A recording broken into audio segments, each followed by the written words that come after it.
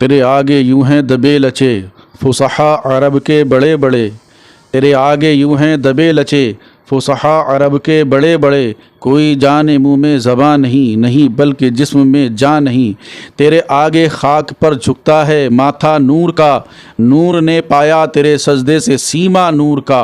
حضور سرور کائنات صلی اللہ علیہ وسلم کا ہم نے بیان کیا کہ 4 مرتبہ شق صدر یعنی 4 مرتبہ حضور صلی اللہ علیہ وسلم کا سینہ مبارک چاک کیا گیا۔ پہلی مرتبہ جب آپ حضرت حلیمہ کے گھر تھے جس کا ذکر ہو چکا، اس کی حکمت یہ تھی کہ حضور صلی اللہ علیہ وسلم ان وسوسوں اور خیالات سے محفوظ رہیں جن میں بچے مبتلا ہو کر کھیل کود اور شرارتوں کی طرف مائل ہو جاتے ہیں۔ دوسری بار 10 برس کی عمر میں آپ کا شق صدر ہوا تاکہ جوانی کی پرآشوب شہوتوں کے خطرات سے آپ بے خوف ہو جائیں۔ تیسری بار غار حرا میں شق صدر ہوا اور آپ کے قلب میں نور سکینہ بھر دیا گیا تاکہ آپ وحی الہی کے عظیم اور گراں بار بوجھ کو برداشت کر سکیں۔ چوتھی مرتبہ شب معراج میں آپ کا سینہ مبارک چاک کیا گیا تاکہ نور و حکمت کے خزانوں سے معمور کیا جائے، تاکہ آپ کے قلب مبارک میں اتنی وسعت اور صلاحیت پیدا ہو جائے کہ آپ دیدار الہی کی تجلیوں اور کلام ربانی کی ہیبتوں اور عظمتوں کے متمحل ہو سکیں۔ حضرت حضور سرور کائنات صلی اللہ علیہ وسلم کا مختصر سا بیان ہے، بچپن تھوڑا سا ملاحظہ فرما لیجئے گا۔ حضرت حلیمہ رضی اللہ تعالی عنہا کا بیان ہے کہ آپ کا گہوارہ یعنی جس گہوارے میں جھولے میں آپ کو لٹایا جاتا، یعنی جھولا وہ کون جھلاتا تھا تو کوئی دنیاوی انسان نہیں بلکہ حضرت حلیمہ فرماتی ہیں کہ حضور صلی اللہ علیہ وسلم کا جھولا فرشتے جھلایا کرتے تھے، سبحان اللہ۔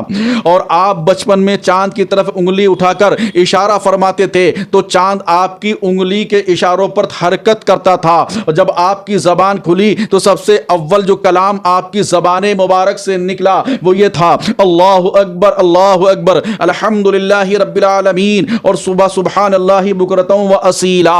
اور جیسے ہی آقا جھولے میں ہے اور چاند سے کھیل رہے ہیں، وہ چاند حرکت کر رہا ہے، یہ حرکت کر رہا ہے، آقا جھولے میں ہے۔ اعلیٰ حضرت فاضل بریلوی فرماتے ہیں کہ چاند جھک جاتا جدھر انگلی اٹھاتے مہد میں، چاند جھک جاتا جدھر انگلی اٹھاتے مہد میں، کیا ہی چلتا تھا اشاروں پر کھلونا نور کا، کیا ہی چلتا تھا اشاروں پر کھلونا نور کا۔ میرے آقا صلی اللہ علیہ وسلم کی یعنی بچوں کی عادت کے مطابق کبھی آقا دو عالم صلی اللہ علیہ وسلم بھی آپ نے کپڑوں میں بول و براز نہیں فرمایا، گندگی نہیں فرمائی، بلکہ ہمیشہ ایک معین وقت پر رفع حاجت فرماتے۔ اگر کبھی آپ کی شرمگاہ کھل جاتی تو آپ رو رو کر فریاد کرتے، اور جب تک آپ اپنے بدن نہیں چھپ جاتا آپ کو چین اور قرار نہیں آتا تھا۔ اور حضور سرور کائنات صلی اللہ علیہ وسلم کے کسی غیب کی آواز آتی تھی کہ ان کے بدن کو چھپا دیا جائے۔ جب آپ اپنے پاؤں پر چلنے کے قابل ہوئے تو باہر نکل کر بچوں کو کھیلتے ہوئے دیکھتے،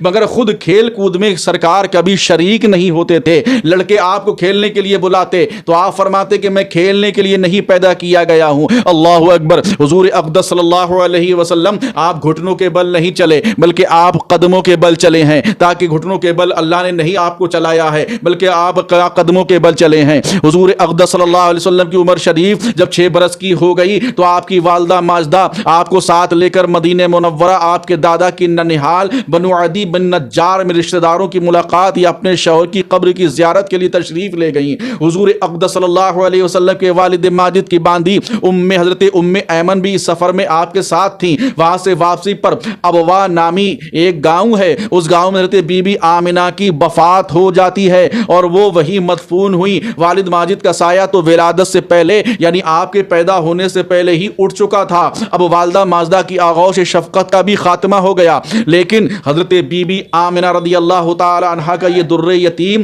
جس آغوش رحمت میں پرورش پا کر پروان چڑھنے والا ہے، وہ ان سب ظاہری اسباب تربیت سے بے نیاز ہے۔ حضرت بی بی آمنہ کی وفات کے بعد حضرت ام ایمن آپ کو مکہ مکرمہ لائیں اور آپ کے دادا عبد المطلب کے سپرد کیا۔ دادا نے آپ کو اپنی آغوش تربیت میں انتہائی شفقت و محبت کے ساتھ پرورش کیا، اور حضرت ام ایمن آپ کی خدمت کرتی رہی۔ جب آپ کی عمر شریف 8 برس کی ہو گئی تو آپ کے دادا ابو عبد المطلب کا بھی انتقال ہو گیا۔ حضرت عبد المطلب کی وفات کے بعد آپ کے چچا ابو طالب نے آپ کو اپنی آغوش تربیت میں لے لیا، اور حضور صلی اللہ علیہ وسلم کی نیک خصلتوں اور دل لبھا دینے والے بچپن کو پیاری پیاری اداؤں نے ابو طالب کو آپ کا ایسا گرویدہ بنا دیا کہ مکان کے اندر اور باہر ہر وقت آپ کو اپنے ساتھ ہی رکھتے، اپنے ساتھ کھلاتے پلاتے، اپنے پاس ہی آپ کا بستر بچھاتے، اور ایک لمحے کے لیے بھی کبھی اپنی نظروں سے اوجھل نہیں ہونے دیتے۔ ابو طالب کا بیان ہے کہ میں نے کبھی بھی نہیں دیکھا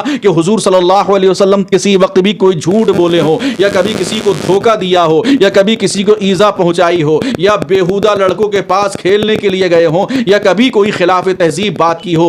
ہمیشہ انتہائی خوش اخلاق، نیک اطوار، نرم گفتار، بلند کردار اور اعلیٰ درجے کے پارسا اور پرہیزگار رہے۔ یہ کون کہہ رہے ہیں؟ یہ ابو طالب کا بیان ہے، یہ بیان کر رہے ہیں حضور سرور کائنات صلی اللہ علیہ وسلم۔ ایک مرتبہ ملک عرب میں انتہائی خوفناک قحط پڑ گیا۔ اہل مکہ نے آپ ہمارے چینل کو سبسکرائب کریں، شیئر کریں، لائک کریں، بیل آئیکن کا بٹن دبانا نہ بھولیں تاکہ آنے والی ویڈیو آپ تک پہنچتی رہے۔